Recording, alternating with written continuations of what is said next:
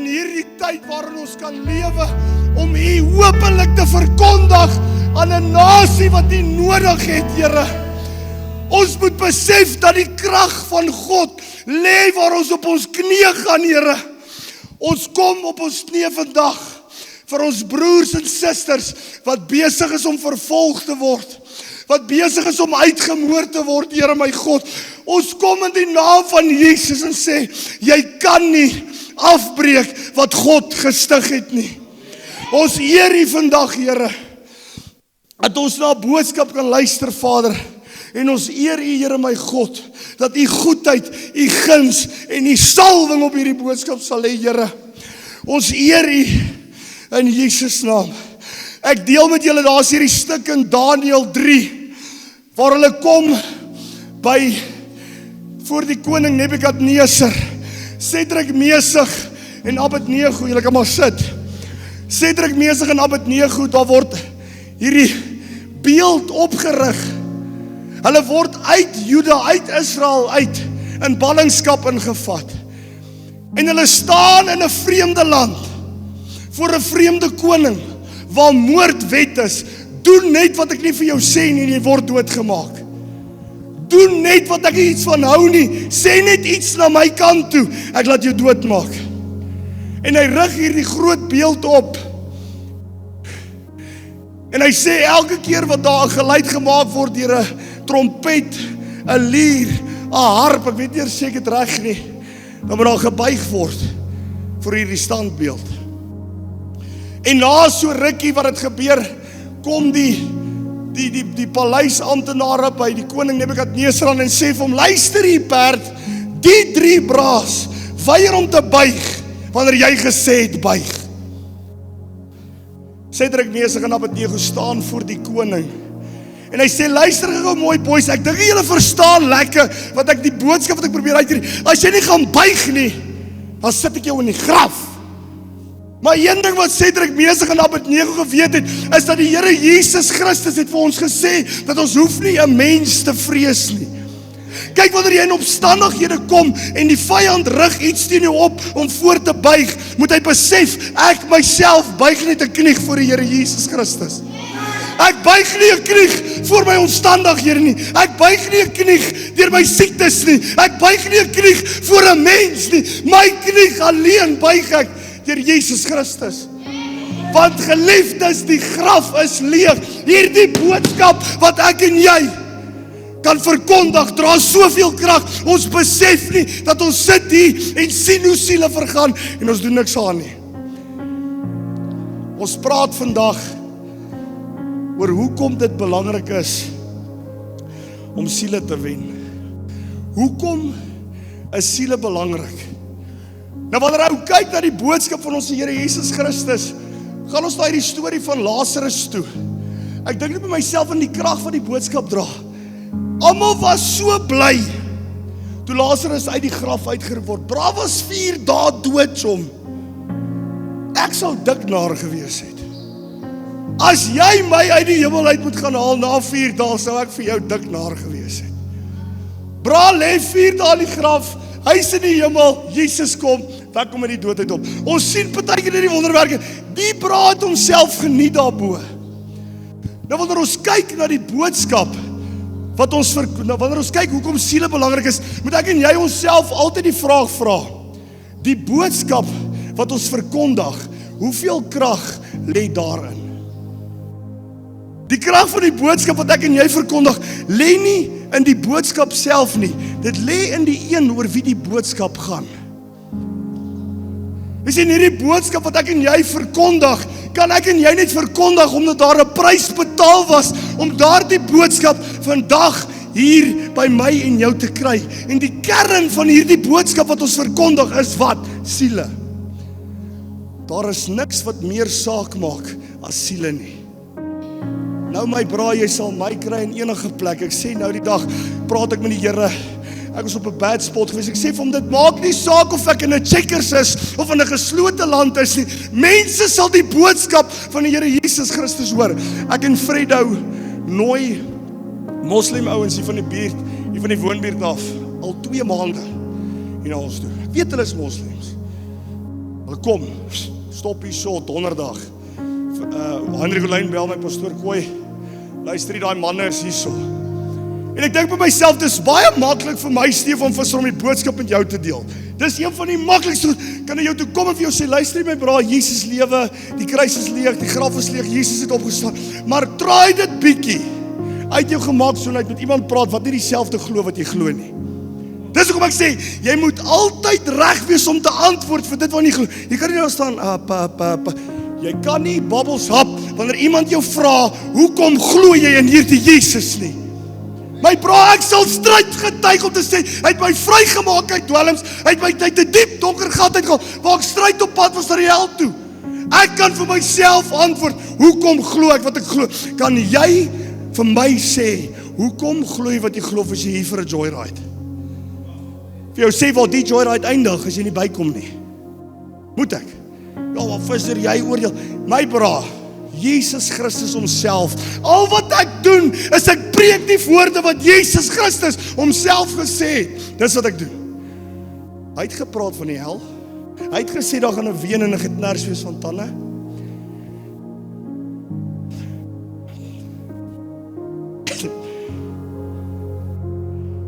Ons lees, ek dink, ekskuus, ons hierdie kleerlingpastoor in die Kaap, wat gesê het, en dan sal 'n geween en 'n geknars van tande wees. Hy sê, en jy wat so lag wat die tande het nie, jy sal gesupply word. Ons kyk na hierdie boodskap, ons kyk na hierdie boek, en ons dink by onsself, miskien het ons toch net nog 'n storieboek. Luister gou mooi, oor 'n tydperk van 1500 jaar, is hierdie boek geskryf. Oor 'n tydperk van 1500 jaar is hierdie boek geskryf, die Bybel. Dit wat ons vandag lees, deur 40 skrywers, onder die leiding van die Heilige Gees. 40 skrywers, 39 Jode, 1 nie-Jood. Wie is die nie-Jood? Steek op jou hand. Baie verkeerd. My bra, ons kan sien by wie, met wie hang jy uit. Lukas was die enigste nie-Jood wat een van die evangelies geskryf het van die Here Jesus Christus, die boek van Lukas. Wat ek en jy moet verstaan is, Lukas was nie 'n disipel van Jesus Christus gewees by die tyd wat Jesus saam met sy 12 geloop het nie. Lukas was iemand wat uit die ooggetuies uitgeskryf het en neergeskryf het. Kan sê 64, 68 jaar na Christus. Almal onder die leiding van die Heilige Gees. En dis wat hierdie boek vir my en jou wys, die Ou Testament profeteer hulle oor 'n Messias wat kom. En die Nuwe Testament vertel vir my en jou dat Jesus Christus is hierdie Messias oor wie geprofeteer was. So dit is nie net nog 'n boek nie. Dit is nie net nog iets wat op ons stand moet sit en stof opgaar nie. Hierdie boek moet so naby my en jou hart wees, want ek en jy verstaan nie die ikone oor wie ons lees nie. Ons ken die ikone van wie ons leer in die skool. Kom ons gaan terug, Alexander the Great. Wie van julle ken van Alexander the Great? Dit al ten minste verhoor. Daar's movies oor hierdie ou gemaak. Daar's biografies oor hom geskryf. Daar's manuskripte wat tot vandag toe nog daar so is oor Alexander die Grote, die koning van Macedonië. Die bra was gevaarlik. Die bra het 135.000 voetsoldate gehad in sy prime. Bra was 'n ander breed, John. Man was 'n bonatuurlike strateeg gewees wanneer dit gekom het by oorlogvoering. En as jy wil gaan kyk hoe connect ek die Bybel aan Alexander die Grote, kom ek skool jou gou. Nehemia 12 vers 22 praat die boek van Nehemia van Darius, koning Darius die 3de van Perse, van Persia. Alexander die Grote het Darius die 3de doodgemaak. Ek praat van ikone, John. Mense wat die wêreld gevorm het, soos ek en jy vandag daar lewe. Mense wat nog teruggekyk word en sê, hierdie was die ouens gewees. Alexander die Grote, kan jy gaan kyk, hy was 356 jaar voor Christus. Voordat Jesus hierdie aarde gestap het, was Alexander die Grote reeds daar. Ons leer oor hom, die ou was 'n beroemde mens, die hele wêreld het gevrees as Alexander the Great kom, lig op die mure, kry die soldate, beskerm die koning, want Alexander the Great is op pad. Ek wil daar dieselfde energie sien, maar vir my en jou wat weet, Jesus Christus is op pad. Hey! Hierdie braai het 'n weermag nodig gehad om die wêreld oor te vat. Jesus Christus het 12 disippels in 'n blerrie boodskap gehad. Hey! Moenie met my begin nie, chom. Wie is hierdie ouens? Ons kyk na ouens soos Julius Caesar. Was een van die magtigste, mees invloedrykste staatmanne van die Romeinse Ryk. Daar's hierdie ou, daar's casinos na hom vernoem. Hierdie tyd was in 'n tydperk gestig wat as jy praat van daardie tydperk 100 jaar voor Christus, dan praat jy van die Julius Caesar tydperk. Bra was gevaarlik op sy prime. Het die bra 200,000 voetsoldate gehad. 200,000 voetsoldate. Daar was op sy tyd 250 manuskripte wat tot vandag toe nog in museums gehou word. Alexander the Great, 200 manuskripte wat tot vandag toe nog bewaar is. Goed wat mense oorgekopieer het om die geskiedenis te beskerm. Vir dit wat ons weet vandag, is dit dank aan mense wat destyds 'n papier en 'n pen of wat ook al opgetel het hulle daai gebruik en neergeskryf het wat gebeur het. 200 manuskripte, Alexander the Great. 250 manuskripte, Julius Caesar. Dan praat ons van 'n bra met die naam Genghis Khan. Genghis Khan was 'n hond gewees, bro. 'n hondstrateeg in die Mongolian Empire. Hy was die eerste keiser van die Mongolian Ryk gewees, die Mongoolse Ryk. Hy het die langste aaneenlopende landryk in die hele wêreld gehad, som. Bra was 'n hond, mense by die huis, julle wat nie weet nie, wanneer ons sê ou was regtig gevaarlik, ou was dangerous, dan noem ons hom 'n hond. Wat ons eintlik draai sê is, hy was 'n goeie ou, met 'n slegte verlede. Op sy prime het hy 'n weermag gehad van 100,000 voetsoldate, 100,000 voetsoldate. Man het moeilikheid gemaak, waar ook al hy gaan, daar lewe tot vandag toe nog 200 manuskripte. 200 manuskripte van Genghis Khan, wat mense bewaar het, sodat die mense vandag kan weet, wie is die ikone wat die wêreld geshape het, en wat dit vandag is. Wat se boodskap het hierdie ouens oorgedra? Praas was gevaarlik in oorlog, ouens was gevaarlik in strategie, ouens was gevaarlik in alles. Dan kom daar hierdie een ou wat sy voete neergesit het, was gebore in Bethlehem. Hierdie man het beklei om konings en wêrelde te oorwin. My Jesus het die wêreld oorwin deur net uit die dood uit op te staan. Hoor mooi. My Jesus Christus oorwin 'n wêreld deur te sterf vir dit waarna hy glo. Hey! Praat 'n weermag gehad van 12 disippels in een boodskap. 12 disippels.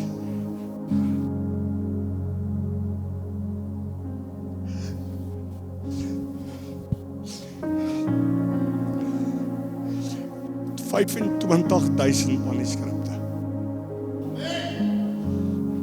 25,000 manuskripte oor hierdie Jesus. 25,000 manuskripte. Dit was vertaal in Koptiek.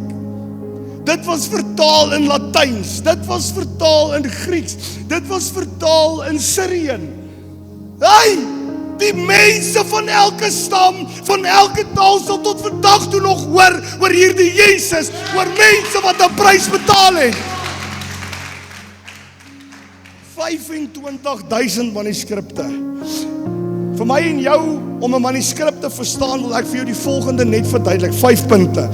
Jesus Christus kom op die aarde en in sy tyd van bediening praat ons van die mondelingse fase. Mondelingse fase beteken ouens het gekom, die rabbies het in daardie tyd gestaan en sy disippels het rondom hom gestaan, disippels, mense wat geleer het van hom, hulle was 'n volgeling van Jesus of 'n volgeling van 'n sekere rabbi. Ek maak dit so, kom ons sê byvoorbeeld, hierdie is 'n disipel, Peer gaan leer by Puma swys. Peer gaan naderhand soos Puma begin swys, ja? Nee? Peer gaan leer by EC swys, Peer gaan naderhand glad nie kan swys nie.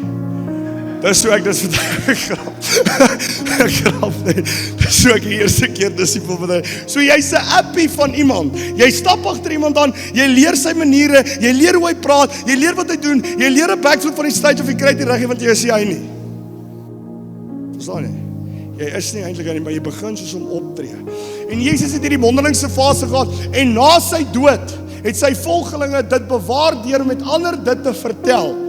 So as hulle Jesus Christus gesien lewe het, en Jesus is dood en het opgevaar hemel toe, en hulle het hom doodgemaak en die storie gesterf saam met die ouens wat doodgemaak is.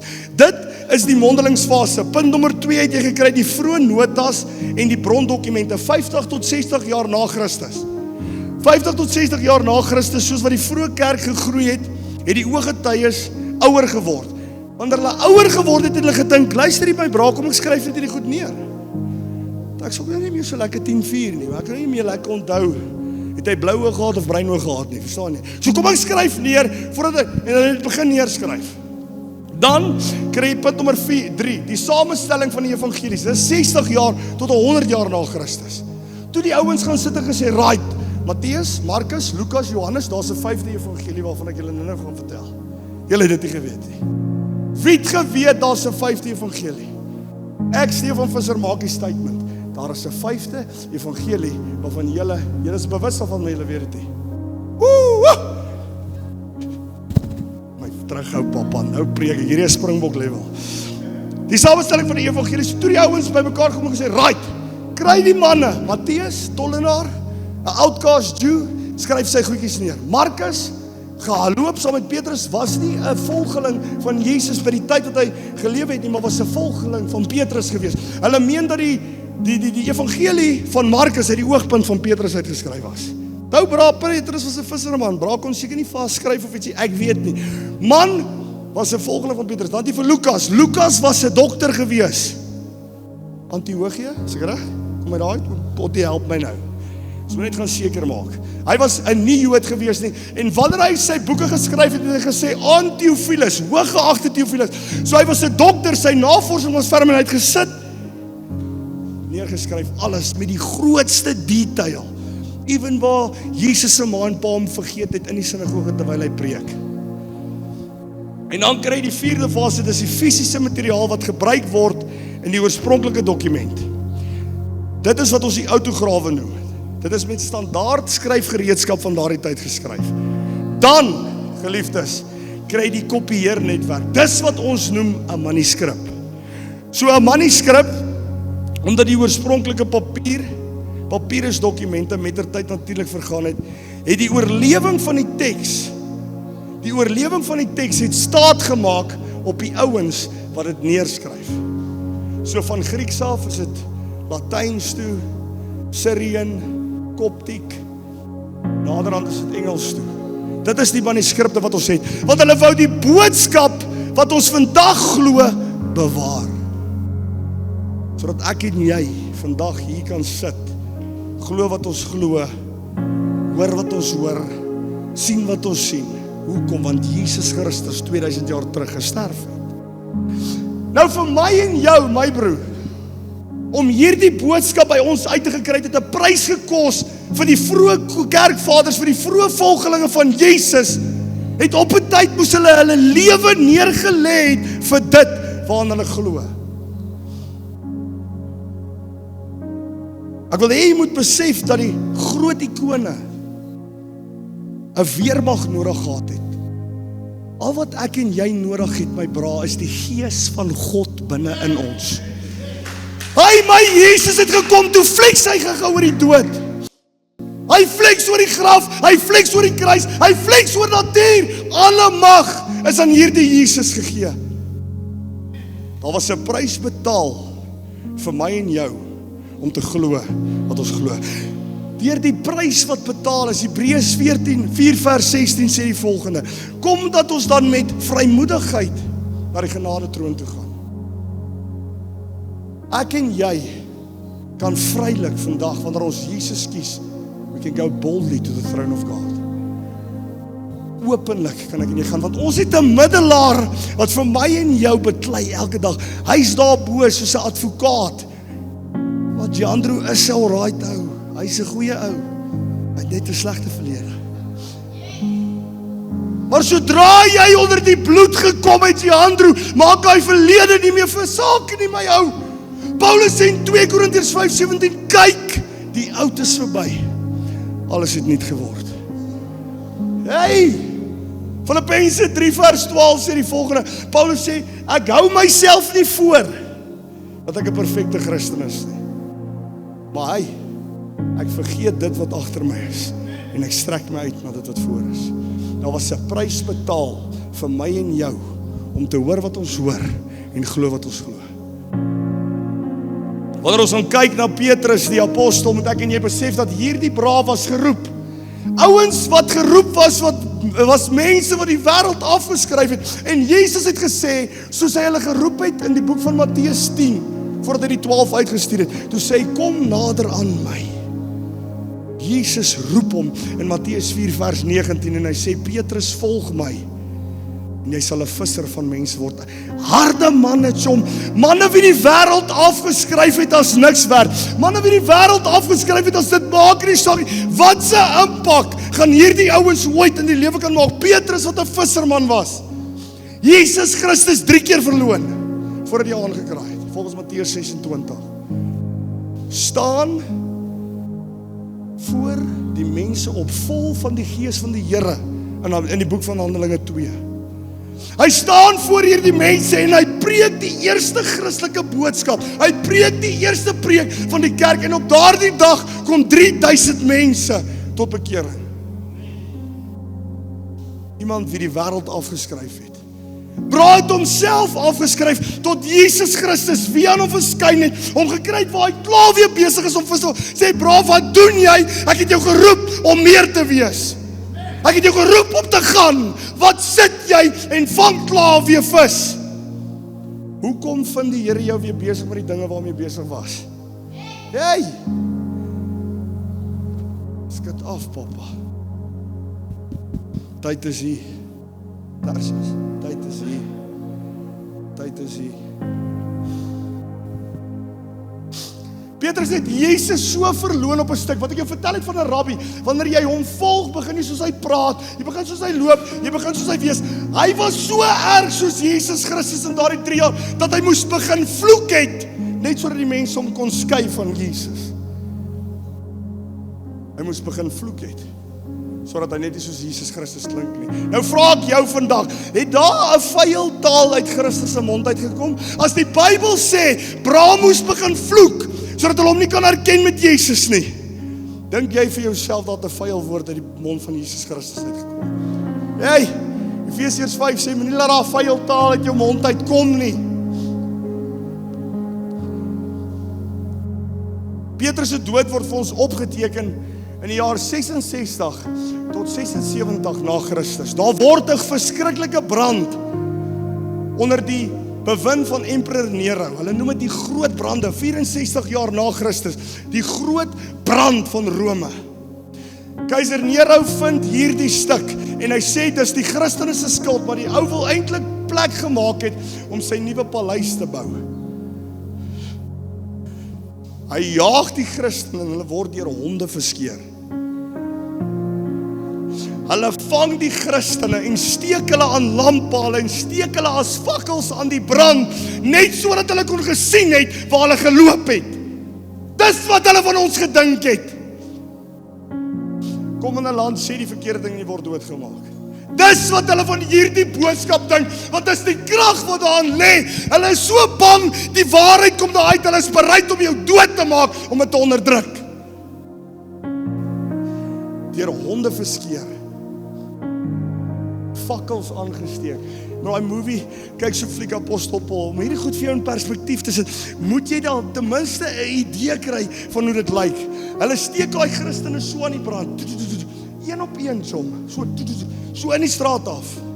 Steek hulle aan die brand. Jy hoor hoe skree daai mense. En ek dink die een nou sê, soos hy loop sê, "Yes, chom, I smell flesh." So al wat jy ruik wanneer jy daar loop is mense wat brand, hare wat skroei, vel wat op die grond val. Maar wat daar een gesterf het daar weer 100 opgestaan, want eers die dood kon die boodskap onderdruk nie. So ons kry, daar was 'n pope gewees, hulle het hom Pope Clement genoem, Clement of Rome. Hy skryf oor die dood van Paul. Dit is 'n verskriklike betroubare bron. Die Bybel sê nie vir ons hoe Petrus dood is nie. Die Bybel sê nie vir ons hoe Paulus dood is nie. Maar mense wat na aan hulle gewerk het, mense wat saam met hulle geloop het, sê vir ons op een stuk dat Paulus was gekruisig, Petrus was gekruisig gewees. Maar met versoek was hy onderste bo gekruisig. Want hy kon nie dieselfde manier as Jesus Christus sterf nie. Hy het gevoel hy is dit nie werd nie. Draai hom onderste bo. Dis wat dit vir ons sê. Almal sal altyd sê, Piet, waar? Ek het dit gekry daarso. Sterk historiese bewysstukke wys vir ons dat hy onderste bo gekruisig is onder die bewind van keiser Nero. Kom ons by die apostel Paulus, wat 'n fariseer was. Hy was 'n verskriklike geleerde persoon gewees.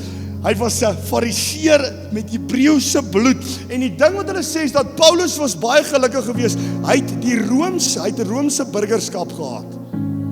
So hy was 'n Hebreë en hy was onder die Romeinse burgerskap gewees. Nou daai tyd van Paulus, onthou moet julle besef dat Israel was nog nie 'n land gewees nie.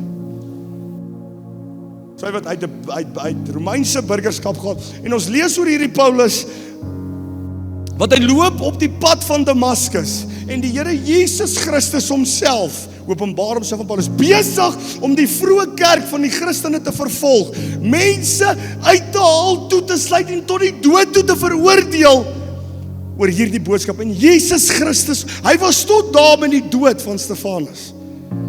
Sê daar staan 'n jong Saulus daar, wat sy naam nog dieselfde, 'n jong Saulus, die eerste martelaar in die Bybel. Staan Paulus daar en hy sien hierdie goed gebeur en hy besef toe, luister jy, hoe ver is hierdie ouens bereid om te gaan vir hierdie boodskap waarin hulle glo?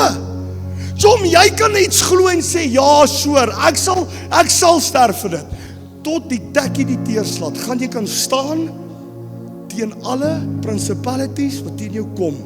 Wanneer jy in howe gegooi word, in tronke gestop word, voor 'n vuurskwad gesit word, gaan jy kan staan vir dit waarin jy glo. As jy vir my sê ja, moet jy my kan vertel, hoekom glo jy so erg in hierdie boodskap? Want niemand en niks anders kon my gered het nie, bra. Niemand en niks. Daar's niks anders wat my kan gee, wat Jesus kan nie. Die ewigheid wag vir my. Daar gaan nie 'n hondie wees wat my kan stil maak nie. Daar gaan ek raas, papa. Kyk jy, daar gaan ek raas. So vir die tyd en wyl wat ek hier is, sal ek staan vir dit waaraan ek glo. Gaan my nie stil maak nie. Gaan nie. Nou groot historiese bewysstukke. 64 jaar na Christus, tydens die groot brand, daar was 'n groot vervolging van die Christene gewees, 64 tot 67 na Christus.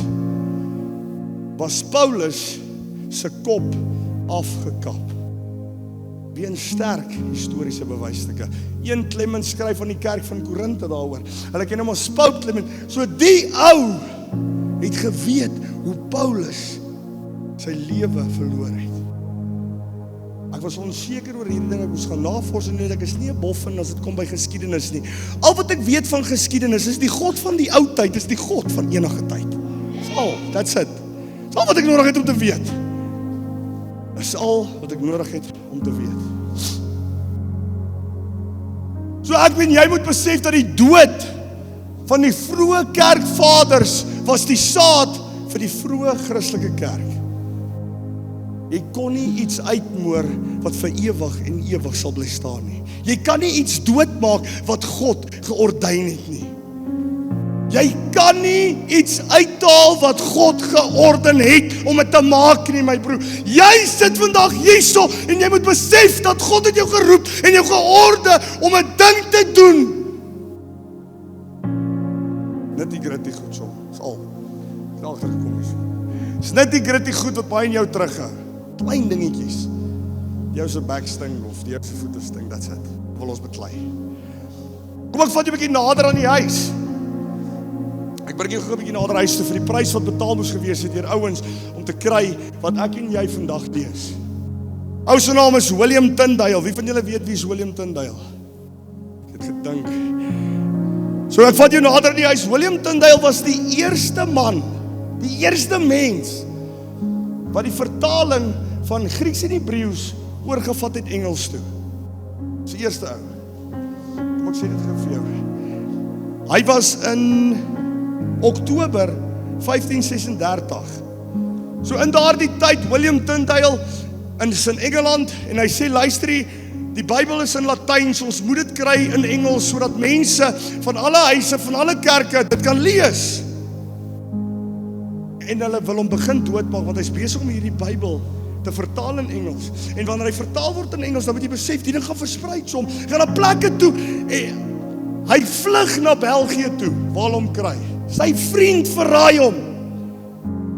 Hy nooi hom na ete toe, en die mense van Engeland vang hom daar, so hulle vat daai man.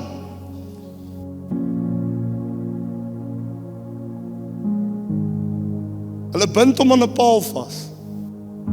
Hulle wurg hom dood met 'n tou. Hulle steek hom aan die brand. Weet jy wat is sy laaste woorde? Hy sterf met die woorde, Here, maak die koning van Engeland se oë oop. Nie, Here, help my nie, Here. Hy sê, maak die koning van Engeland se oë oop, sodat die mense wat die nageslagte sal wees, kan weet wie hierdie Jesus is, en dit kan lees in hulle taal.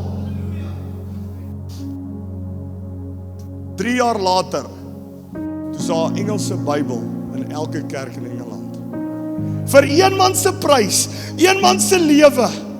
Watter indruk, wat se verskil gaan jy maak met die lewe wat God vir jou gegee het? Kom ek vat jou nog nader huis toe, bra. Talisa sit vir my daai foto op. Kom ek vat jou nog nader.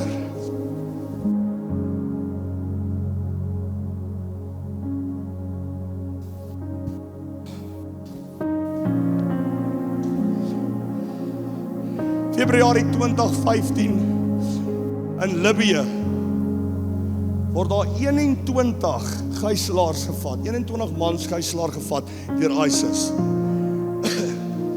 21 Koptiek maters. Nou die Koptiek Christene is die inheemse Christene van Egipte. Koptiek Christene is die inheemse Christene. En hulle word op 'n strand in Sirte in Libië gesit. So. 20 Koptiese Christene, een swart man van Ghana. Een vir een word hierdie manne se kele afgesny. Al wat hulle sê is verloon Jesus en kies Islam. Hierdie man van Ghana sê hulle, gaan, jy glo nie.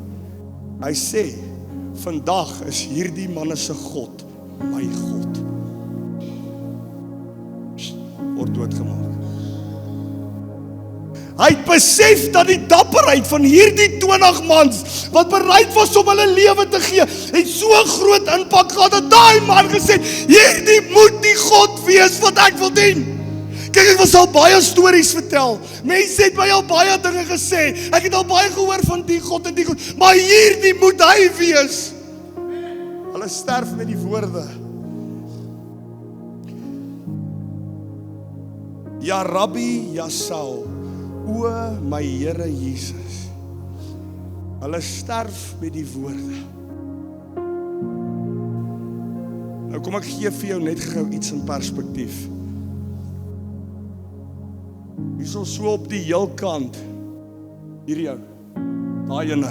Almal het sulke swart jumpsuits aan of sulke swart uitrusting aangehad.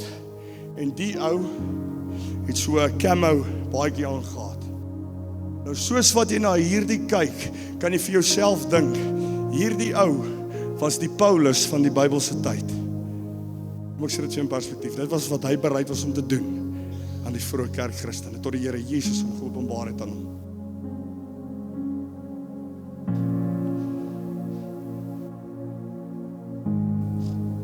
Sien 'n boom, geliefdes, 'n boom word aan sy vrugte geken. Nou is my vraag aan jou vandag, die aksies wat jy toon, die vrugte wat jy dra, gaan dit mense nader aan die Here bring, of gaan dit hulle verder van God af wegstoot?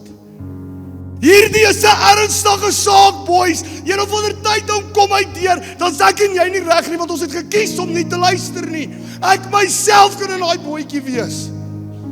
Hierdie is die vraag, jou aksies, vat dit mense nader of verder van die Here af?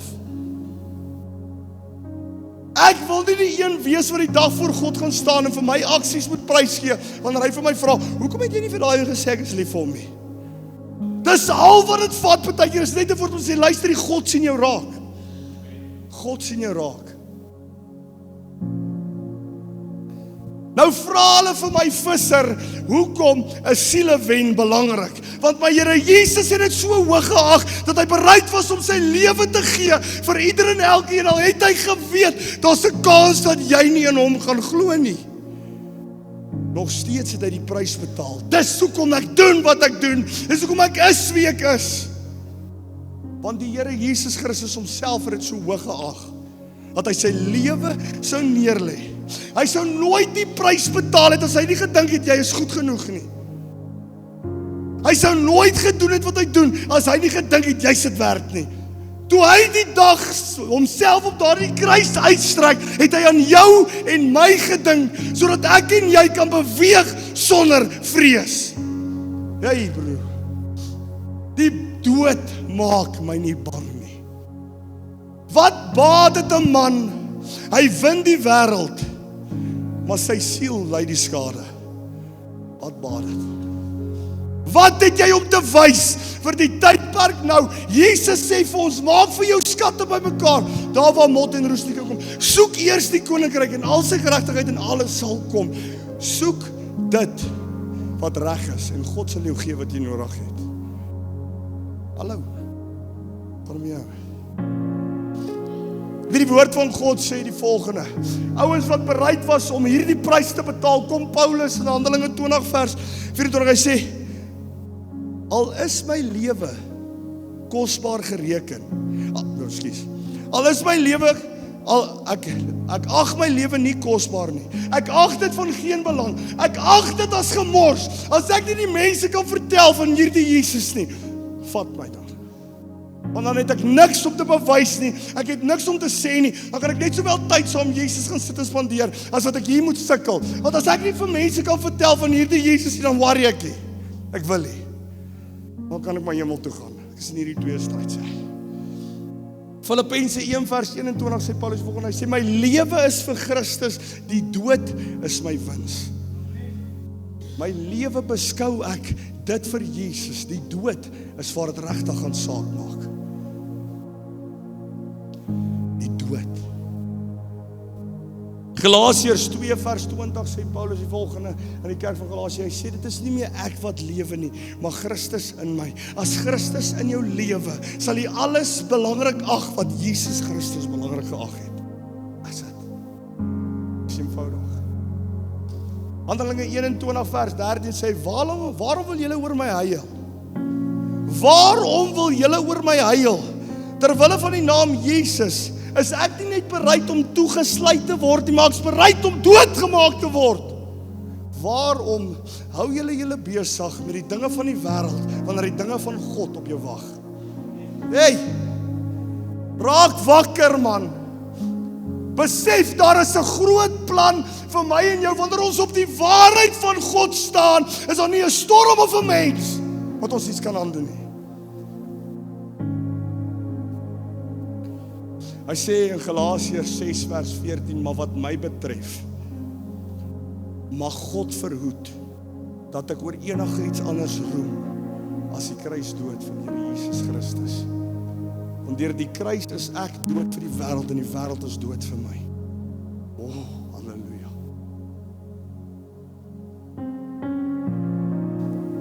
Jesus se laaste opdrag aan my en jou het hy hierdie mandaat gegee om te sê, gaan dan heen, maak disippels van alle nasies, doop hulle in die naam van die Vader en Seun. Jy is 'n arrogante mens as jy dink dat jou Jesus gekom het net om vir een veldkleur te sterf. My Jesus het gekom vir elke nasie, elke tonggroep, elke veldkleur. Dit maak nie saak wat jou agtergrond is nie.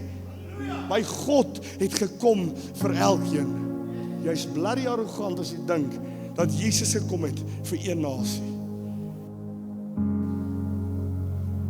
Ek en jy moet besef die rede hoekom siele belangrik is om te weet, want die ewigheid, my broer, my suster, geliefde, die ewigheid is op die spel.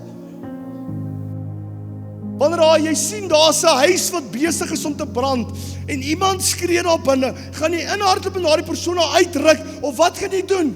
Gaan jy daar staan en kyk? Hey, boek van Jakobus 5 vers 20 sê, weet dan dat hy wat 'n siel daarvan sy dwaling terugbring om uit die dood uit red. Jy wat bereid is om te gaan waar ander bang is om te gaan, is besig om soveel werk vir God te doen. Jy wat bereid is om te praat wanneer ander hulle bek hou. Jy wat bereid is om te staan wanneer ander buig. Jy wat bereid is om te gee dit wat Christus vir jou gegee het. Verniet het jy dit ontvang, verniet het jy dit uitgee. Jy, siektes, kwale, onreine geeste, daar sal nie 'n mens my iets aan doen nie. Jesus sê ek het nie gekom om die vrede te bring nie. Ek het gekom om die swaar te bring. Jy gaan tog om die tafel sit met jou pa en jou ma en hulle gaan nie glo wat jy glo nie. Gaan nie jou bek hou, gaan nie kompromieer in daardie oomblikke. Of gaan nie vir die waarheid kan staan wanneer dinge so moeilik en so warm raak. Jesus braak is net lus om nou in te klim hierso. My vriende doen dit, kom ek doen dit. Gaan nie kompromieer. Sielewen is belangrik omdat dit mense uit die duisternis uit na die lig toe bring. Sielewen is belangrik omdat dit God se hart vir die wêreld openbaar. Siele is belangrik vir die vroeë kerk. Die vroeë kerk het niks belangriker geag as die wen van siele nie. Daarom moet ek en jy dieselfde glo. Daar's 5 evangelies. 5. Die boek Matteus, die boek Markus, Lukas, Johannes. Wat is die evangelie van Stanley? Die evangelie van Stefan? Die evangelie van Jacques? Van Ernest. Party mense gaan deur hierdie leeftyd gaan sonder om een van daai 4 evangelies te lees. Maar wat gaan hulle sien? Jou lewe. Hierin is die 5de evangelie. Mense gaan dalk nooit sien wat Matteus, Markus of Lukas, Johannes gesê het nie, maar hulle gaan sien hoe jy lewe. Hulle gaan luister wat jy sê. Hulle gaan kyk wat jy doen. Bring dit hulle nader aan die Here of stoot dit hulle verder weg. Jy, geliefdes, het die krag in jou om mense uit die vuur uit te red en te sê, daar is 'n weg, daar is 'n waarheid. Sy naam is Jesus. Moenie hierdie roeping ligtelik opvat nie, wanneer as daar mense voor jou was wat bereid was om hulle lewe neer te lê vir dit wat hulle glo, wat maak my en jou enigstens beter? Wat maak my en jou enigstens beter?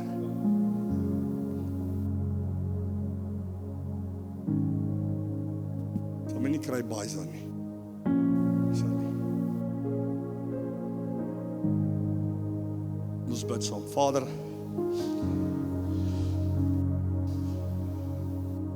ons wil U eer vandag, dat het gaan oor U. Dankie dat U teenwoordig is op hierdie oomblik. Dankie dat U teenwoordig is in ons lewens. Vader, ek bid vandag, kom in die areas in my lewe waar ek sê ek gaan verander, maar ek doen nie. Kom in daai areas, Heilige Gees, ruk dit uit in Jesus naam. Kom in die areas in my lewe waar ek sê, Here, wees nie net Here van sekere plekke van my nie, maar wees Here van my hele lewe. Ek wil U die eer gee vandag, my God, en sê, Vader, U is die bonatuurlike. Here, U is die lam wat gekom het, wat geslag was, sodat ek en my vriende, Here, die mense wat vandag onder my stem is en hoor, Here, om te besef, U lewe, U het opgestaan, daar is geen ander soos U nie. Mag ons lewens daarvan getuig.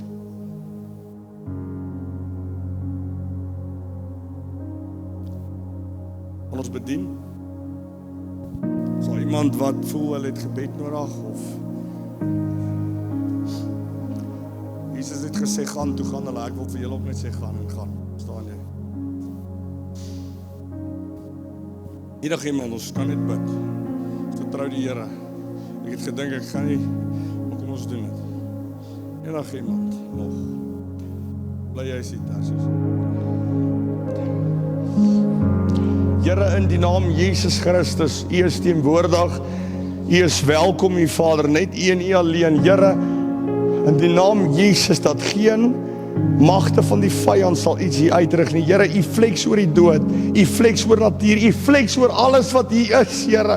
U is die een wat is, wat was, wat kom, en ons eer U Vader, dat ons kan uitsien na die dag, wanneer U weer kom, Here, maar tot daardie dag toe, bely ek my God, dat hierdie hande en hierdie mond sal vir U wees.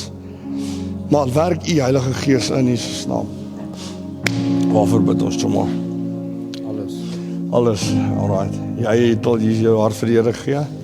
Jy staan op 'n goeie plek. Okay. Som jy werk verskriklik hard. En ek hou daarvan altyd as ek jou sien werk. En mag jy regtig besef dat die krag van hierdie boodskap lê in die verhouding met Christus, nie in dit wat jy gaan doen nie. Dis waar die krag lê, Jom. Maak jy seker jou verhouding met God is op standaard. Sal seker nooit ons te maar soek om. Okay. Vader, ons eer U in die naam Jesus. Sê ek vir U dankie dat U besig is om Tersius voor te berei vir die taak wat kom. Mag U nou net op hom rus, Heilige Gees. In Jesus naam, Vader, rus hom toe met dit wat hy nodig het. Raak hom aan in die plekke van sy lewe waar hy dit nodig het. Maak hom gesond, Here.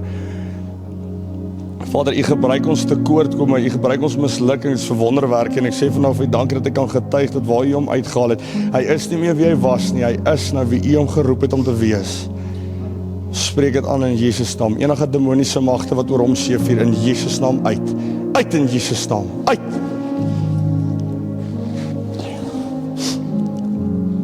Jou slat ek om. Waarvoor bid ons? Alles ook, alles, great. Jy kan nie elke Sondag hier voor staan en dink dit gaan nie verander nie. Verandering lê by jou. Dit is baie maklik om te sê, vir God om iets weg te vat, doen hy dadelik. Maar vir my en jou om iets op te gee, is partykeer waar die krag in lê. Verstaan jy wat ek sê? Jy hoor my. God can take away any habit, but sometimes it's for us to give up that habit. Jy hoor my. Ek is lief vir jou, maar ek sukkel, jy toets my, jy toets my. Verstaan jy, maar ek is hier vir jou en ek like hoe jy operate, ek sien jy in eers hier, I like jou niks, maar ek doen, verstaan jy. Vader, in Jesus naam, dankie Here, dat vir hierdie man vandag, U het hom lief, wanneer mense hom wegstoot en afskryf, was U daar, U is steeds daar, en ek dit in Jesus naam. Vader, al hierdie seer en dinge wat hom laat doen wat hy doen, ons kom in die naam Jesus Christus, Vader, dat U hom sal aanraak op hierdie oomblik. Dankie Here, dankie dat U hom lief het, Vader. In Jesus naam, amen. Over bid ons. Vir jou slat ek ook, my choke. Hou opsit, net opsit, doen iets. Hou jouself besig, hou jouself in die stront, doen net iets asseblief. Het is om jou Bybel nie stout wees nie, maar doen net iets. Okay. Vader, in Jesus naam, maak hom los, raak hom aan, beweeg kragtig in sy lewe. Ons is hier so. Vader, raak hom aan in Jesus naam. Amen. Karen, zo goed, nee? Waarvoor bid ons? Ah? Nou, hoe dan nou? Verstaan nie. Hoekom? Okay, hoor mooi, nee. Sommige tyd gaan jy in jou lewe kom op plekke waar jy self moet forceer om te groei. Jy moet. Want onthou nou, jy stagneer, is op 'n punt jy bly daar. Hier het ek geleer, jy moet jouself dryf, want is elke dag dis program op program op program. Jy moet jouself forceer om te groei. Gaan soek God dieper as wat jy ooit het. Gaan tye wat jy het om jy moet nie tyd om negatief te wees nie. So besig om nie met die Here wees. Forceer jouself om te groei. As jy nie bloei nie, gaan jy nie groei nie, suster. Jy hoor wat ek sê. Staan sterk in hierdie tye. Is hierso waar die goggos afkom en die takke gesnoei word en jy's reg nou, oor 'n rukkie moet jy uitgaan. Weet jy nie moet die mense gaan vertel van wat God in jou lewe gedoen het. Jy kan nie hier stap so en dan op 'n bad foot uitgaan en dink jy's alright nie. Jy moet goed, jy moet lekker wees. Okay. Fight dit met alles binne in jou. God se gees rus jou toe om al hierdie goed te oorwin. That's it. Okay. Vader, dankie dat U al gedagtes aanraak. Al denke, vernuwe dit in Jesus naam. Heilige Gees, U beweeg nou na lewe. U beweeg nou na lewe. Ek eer U Jesus. Vader, enige demoniese magte wat hier in Wiekie se lewe nog is, kom ons in Jesus naam. As daar enige demoniese magte is, openbaar jouself in Jesus naam. Openbaar jouself in Jesus naam. Openbaar jouself in Jesus naam. Die bloed van Jesus is op haar. Die bloed van Jesus is op haar. Here, ek gaan nie eers skree nie. Ek gaan net sê duiwel in Jesus naam uit. In Jesus naam uit. Vader, U het ons almal gegee oor siekte, kwale, onreinheid, gees, dit gaan dryf bose geeste uit in Jesus naam. In Jesus naam uit. In Jesus naam uit. Heilige Gees, U is op haar. Vader, U is op haar. U is op haar. U is op haar. In Jesus naam uit. In Jesus naam. In Jesus naam. Lig gou op. Halleluja. Ons maak klaar. Kan my verniet kyk, Sannie, vir jou sit ek neer. Ja. Jy gaan ook kom. Vir 'n bietjie bid. Ja, right. Wat voel jy? Wat voel jy? Ek wil net weet dat ons saam kan praat. Wat voel jy? Sê vir my. Okay. Vader, U is teenwoordig in haar lewe, niks anders nie. Enige demoniese magte, enige bindings op haar lewe. In die naam Jesus Christus kom ons en ons sê, Here, U vat oor in Jesus naam. In Jesus naam. Heilige Gees, U beweeg nou in Jesus naam, in Jesus naam, in Jesus. Die bloed van Jesus. Die bloed van Jesus is op haar, die bloed in Jesus naam. Bid, suster. Wat ek hoor? Bid gou. Here Vader, hier raak aan aan bid. Bid. Jesus. Bid Jesus. Allah rasha tabakatereta shute. La rababaka santreta shetarabakatorosha. La pata shendereke. Vader, in Jesus naam, U raak aan op hierdie oomblik. U maak haar vry totaal en haar sit. In Jesus naam, al die laste van die lewe, al die negativiteit, alles wat seer maak, raak haar aan, Vader. U raak aan in Jesus naam. Bid, suster. Bid, kom. Bid. Rebecca Sotereshe Tarava Lapaka Sendereshe Terebese Asore Bid. Ons bid. Hallo Tannie, gaan het met jou? Baie goed. Waarvoor kan ons bid? Vir my boetie, hy Vrydag injury on duty gehad. Hy het geval toe toilet toe gegaan en deur die trappe. Hy het hy met 'n hele skouer vervanging kry. Wat sê, wat se hospitaal is hy? Ek dink hy's in Nie Bougainville nie. ja, Jy was ons by Bougainville, nee? Het jy nog gewerk? Was ons Bougainville, ja. hy's in Eugene, maar Okay. ek dink so, maar hy met 'n hele skouer vervanging kry. Okay, so wat? sedasie en hy kry 3 verskillende morfine. Time. Wat is sy naam? Dirk. En sy skouer en een been het gesplinter. Dit gaan 3 na 4 keer as dit nie langer is en hy's weer. Sap, steek op jou hande, ons bid vir Dirk. Ons kom in Jesus naam. Vader, U betree in daar waar medies nie kan nie. U beweeg daar waar medies nie kan nie. Dokters nie kan nie, U hand, Here.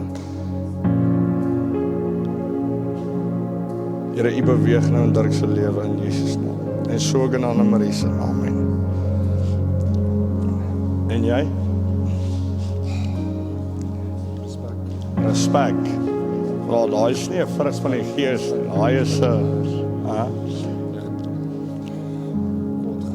eer jou vader en jou moeder en jou daar op aarde sal verleng word. Dis iets wat jy leer, Chom. Jy moet besef dat hierdie mense jou in die lewe ingebring. My ma het altyd gesê, onthou ek het jou in hierdie lewe ingebring, en kan jou uitvat ook? Kan jou uitvat? Gangster, maar gangster. Besef dat dit is iets wat jy moet aanleer. Jy moet leer jouself in situasies, hey, wow bietjie, Chom, hierdie roefmeter is nou in die rooi, bam, bam, bam, bam, stop. Voordat daai gasket blaas, dis waar die ding inkom. Leer dit, Chom. Sagmoedigheid, vriendelikheid. Daai goeie speel 'n verskriklike groot rol in ons lewe as Christene. So ek gaan uitbars en checkers van jou sê, wie is die God wat hy dien? Staan jy? So ons moet kyk hoe ons met ons mamas en papas op praat. Okay. Alright. Jy voel? Sien, hier kom die ware goed uit waarvoor ons moet bid. Waarvoor wil jy opgee? Hoe nou? Okay. Die punt hoekom jy hier is, gaan jy kry in daardie woord van God. Jy hoor wat ek sê? Jy kan dit gaan soek by enige iets en enigiemand anders, jy sal dit nooit kry nie. Jy kan dit gaan probeer vind op plekke waar dit lekker lyk, dinge wat goed lyk, goed is. Jy gaan dit nooit kry tensy jy nie sit en besef dit wat Christus vir jou gedoen het is al wat saak maak hè. Jy gaan dit nêrens anders kry nie. Jy gaan aanhou wil opgee as jy nie daai ding optel en dan begin lees nie. Jy gaan aanhou wil opgee as jy nie bid nie. Jy gaan aanhou wil opgee as jy nie worship nie. Jy gaan aanhou alles, want daar gaan niks wees wat jou vol maak soos die liefde van Christus nie. Jesus Christus homself kan vir jou gee wat jy nodig het. Meer as, hy het gesê die vyand het gekom om te steel, te slag en verwoes. Ek het gekom om lewe en lewe in oorvloed te gee. Moet besef, wanneer jy so voel, moet jy net gaan kyk, waar staan jy in jou geestelike lewe? Lees jy Bybel? Bid jy? Worship jy? Tik al jou boksies. Gaan jy kerk toe? Gee jy vir visser jou 10de? Jy hoor wat ek sê? Gaan kyk na hierdie goed in jou lewe, Chom. Die vrede van die Here moet wees soos 'n wapen vir jou. Niemand moet dit van jou af kan steel nie. Gebruik dit as 'n wapen. Wanneer die vyand kom en hy wil jou negatief maak, sê ek weier dat enigiets of enigiemand die vrede van die Here in my lewe steel. En ek sukkel daarmee. Ek praat nou met myself, dink ek. Want ek is maklik om te worry oor wat dink mense, of wat sê hulle nou weer van my, waar ek hier is nie. Maar een ding moet jy besef, wanneer mense van jou praat, wanneer jy nie by is nie, in kamers waar jy nie sit nie, is hulle besig om jou kroon skoon te was. Die eendag net op jou kop gaan sit. Pa! Hoor my. Fokus jy op wat Christus oor jou sê, wat Christus in jou lewe wil doen, that's it. Toe man, what you know, 17, damn, bro, dis rof, Chom. Toe ek daai ouderdom was, dink my grootste probleem was snoepiegeld, verstaan, ek joke, ek was dik op die drugs, ek grap net. So, kom ons bid. Vader, in Jesus naam, steek op jou hande, kom. In Jesus naam, raak U hom nou aan. Geef hom, ja, hier sit. Hou op by mense soek wat net God vir jou kan gee. Daar sê, kom dit nou. Hou op by mense soek wat net God vir jou kan gee. Hoor jy my? Gees van woede, in die naam Jesus Christus spreek ek jou aan. Jy het geen meer hou vas op Jaden se lewe nie. Vader, die bloed van Jesus is op hom. Here, U raak hom nou aan. In Jesus naam. Vader, mag die krag van God nou op hom rus. In Jesus naam. Halleluja. Hier kort ek klomp olie nou. Hier kort ek oor. Ja. Ek salf jou. Ek salf jou op hierdie oomblik as 'n man wat die generasie van vandag gaan lei. Ek roep jou in om te staan in tye wanneer ander vou, sal jy bly staan. Ek roep jou nou in die naam Jesus Christus en ek rus 'n generasie op jou rug, Miles. Mag hierdie boodskap by plekke uitkom waar dit nog nooit was nie, omdat jy gehoorsaam is. Ek roep jou in die naam Jesus om nie meer dieselfde te wees nie. Staan wanneer ander buig, kniel wanneer ander staan voor die Here. Jou hoogste plek wat jy ooit sal kom is nooit op 'n platform nie. Nooit! Die hoogste plek waar jy gaan wees, Miles, is by die voete van Jesus Christus. Hey! Vader, in Jesus naam, dis wat vir ons bid, steek op jou hande. Sê, Here, ek ontvang. In Jesus naam, hier raak hom nou aan. Dankie, Vader. Hier is hom nou toe.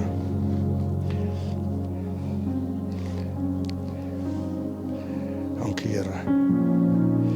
As jy my tyd verspeel nie, as jy my tyd vir terugkyk nie, as jy my tyd vir dieselfde wees nie, daar is nie meer tyd nie, my bra, ruk jouself reg en kom by, en gaan, maak disippels. Het jy my?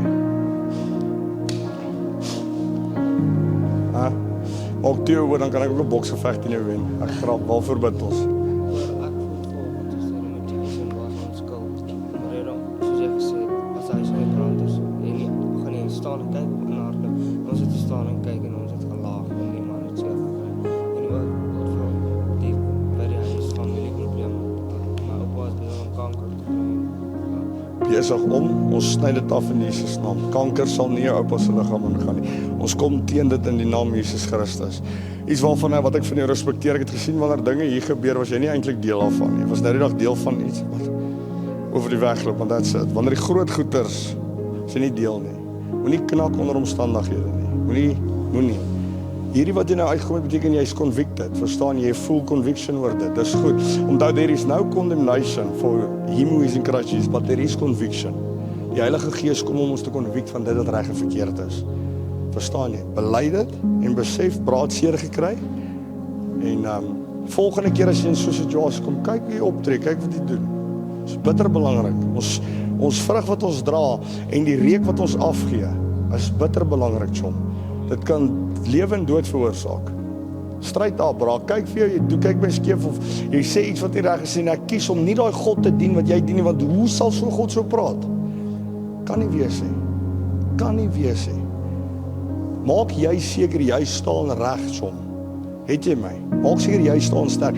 Al hoe jy weer eens is die boodskap wat gegee word deur Jesus Christus. That's it. Daarna alles sal kom, chom, alles sal kom. Vertrou daarop. Het jy my? Steek op. Vader, ons bid vir sy oupa. Hier raak hom aan in Jesus naam. Vader, hier raak hom vir Ewan aan. Dankie vir sy mallet. En dankie, Here, dat U hom geroep het vir groot goed. Ek eer U, Vader. U is bonatuurlik. U is die Here van die leerskare. U is Here van sy lewe. U veg nou vir hom op hierdie tyd in Jesus naam. Amen. Ons sê. So, enige iets nog? Iemand? Sammy? Ek hoor jy net gebed. Net gebed. Ek grap. Relax. Is jy okay? Okay. Atta. Skus, ek sien julle nie eers nie. Wat doen jy? Waarvoor bid ons, Choma? Ja, ouers. Okay. Nie oor 'n drank gestop het nie. Okay. Kom ons fokus op wat ons stop. En dit gaan 'n ripple effek hê op dit wat hulle afstop. Fokus jy op jou lewe, sal hulle aanraak. Okay. Check op.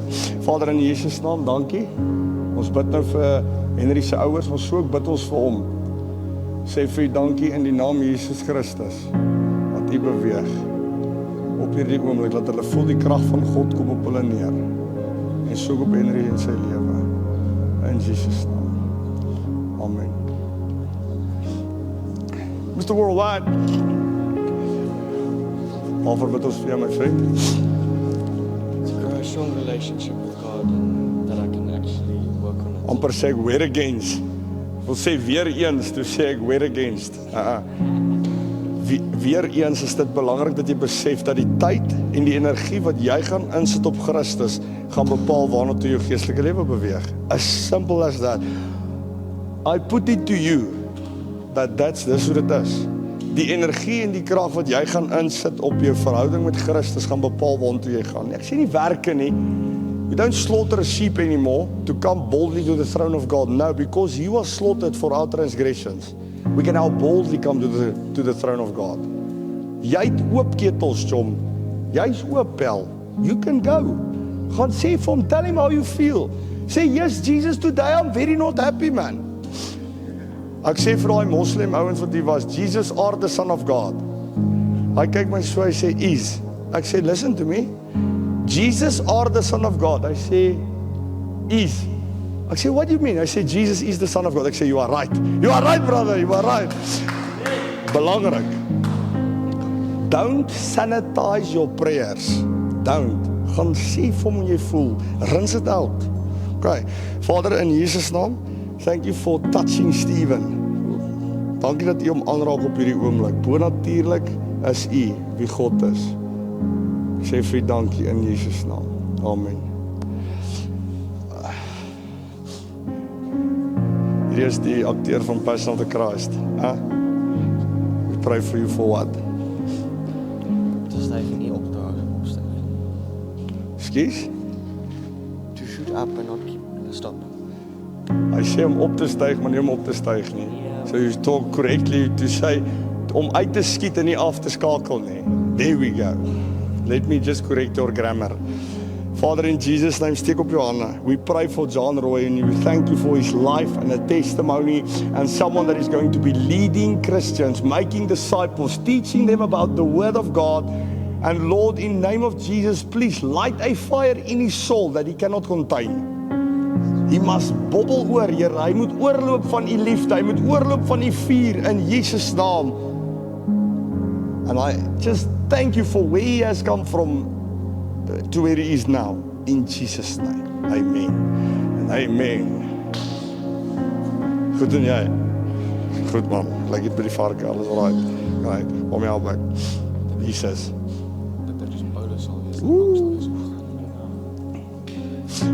Verskriklik mooi pas op vir wat jy vra.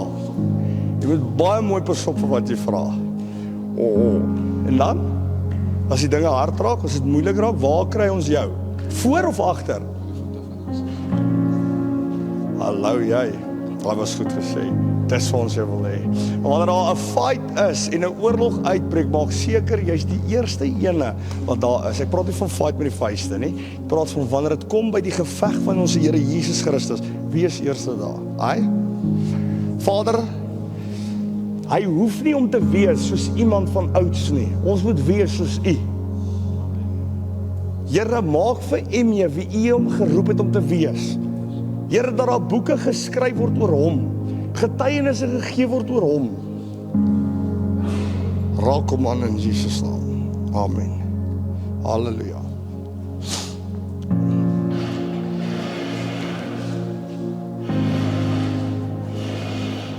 En jy? Goeiedag. Stefan, speel nie eens. Gaan met jou. Lekker, waarvoor bid ons? Daai klok lui vandag. Dit beteken, dit is 'n proclamation. Dit sê vir die hele wêreld as getuies, almal wat hierso sit moet besef, wanneer jy daai klok lui, het jou hart vir die Here gegee. Het jy al? Gaan ons dit doen. Steek op jou hande. Sê, Vader, ek bely dat Jesus Christus is die Seun van God, dat hy gekruisig is, gesterf het, opgestyg het na die hemel, en hy sit nou aan die regterhand van God. Vergewe my sondes, was my skoon, vul my met u Heilige Gees, in Jesus naam. Vader, dankie Here vir hierdie man van God wat u besig is om op te rig in 'n tyd waar ons dit nodig het. Ek sê vir u dankie Here, enige demoniese magte wat by hierdie man besig is om te skuil, kom ons in die naam Jesus Christus en ons spreek dit aan in Jesus naam. Vader, u maak hom los op hierdie oomblik van alles wat hom terughou, alles wat hom seer gemaak, u maak hom gesond, Here. En ons sê dankie Vader, dankie Here Jesus vir hierdie oomblik, want dis waaroor dit gaan. Here, die engele jubel oor hierdie man wat sy lewe vir u gegee het. In Jesus naam, amen. Gaan lei vir ons daai klok. Gaan lei hom. Sê hom lei dan.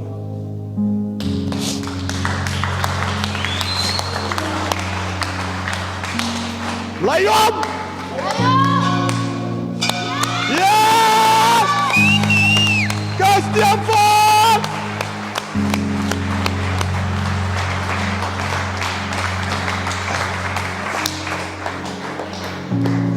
Nou toe self, ek wil net sê, omdat jy lekker kos maak, beteken nie jy gaan hemel toe nie.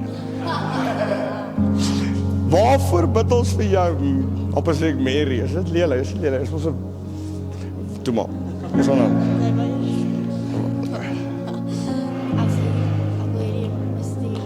Is dit? Okay, dis great, dis blij. Gaan ons een bykie by my bly. Gaan ons een bykie. Aha.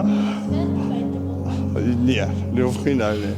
Vader, ons dankie vir iemand wat nie bang is om te gaan nie en jy sê vir die besetene van Gadara, gaan eers na jou huis toe en gaan vertel vir hulle wat God in jou lewe gedoen het.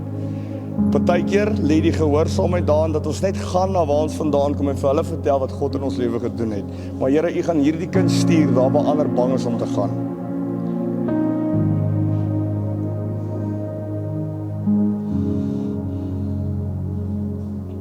Dankie Jesus vir hierdie kind se lewe. Dankie Here dat op so jong ouderdom besef sy dis al wat saak maak. Ons hierdie stuk in Johannes 6 vers 68, sommer ken my vers daar wyd. Jesus is besig om te sê dat my liggaam is die brood waarvan julle moet eet en my bloed is die wyn waarvan julle moet drink. Party van die ouens dink toe by hulle self, "Jo, bra, jy preek bietjie weird." En die woord van die Here sê vir ons wat van sy disippels het omgedraai en weggeloop. Sluit, hierdie is nie vir my nie. Hierdie, kyk, ek kan nog bietjie gaan die tempel uitvee, maar die is hektiek. En hy draai na sy 12 toe en hy sê, wil julle ook nie mag gaan nie. En Petrus kyk om stip in sy oë en hy sê, Here, U is dan die seun van God, waartoe sal ek gaan? Hy het besef dat hierdie persoon wat voor hom staan, moet hy alles vir prys gee om te wees wie hy moet eendag wees. Gee alles, John, hier is 'n ander ding nie. Besef dat sommiges gaan hulle rug draai op jou, op God moet jy nie. Staan vas vir dit waarin jy glo. Wees geanker in dit, in die roeping wat God oor jou lewe gesit het. Met vuil voete en als. Doen dit.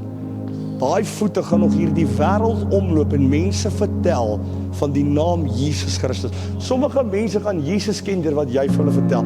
Jy gaan 'n 5de evangelie wees. Mense gaan oor jou skryf. Mense gaan sê, jy maak seker hulle ken nooit die naam Kiara nie, maar altyd die naam Jesus. Maak myself net daar, vat 'n knieg. Iemand het my geleer, 'n goeie vriend het gesê, Stefan, partykeer moet jy 'n knieg vat. En van daar af doen ek dit nog steeds nie. Ek grap, ek doen dit baie.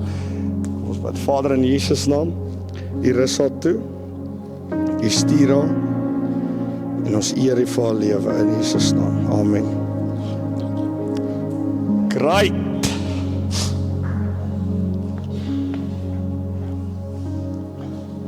Alright. Kan ek my hande heen was? Ek was my hande in onskuld vir die wat nie gekom het nie. Alright. Ek dink ons is klaar. Amen. Kom ons gee die Here 'n hande klap.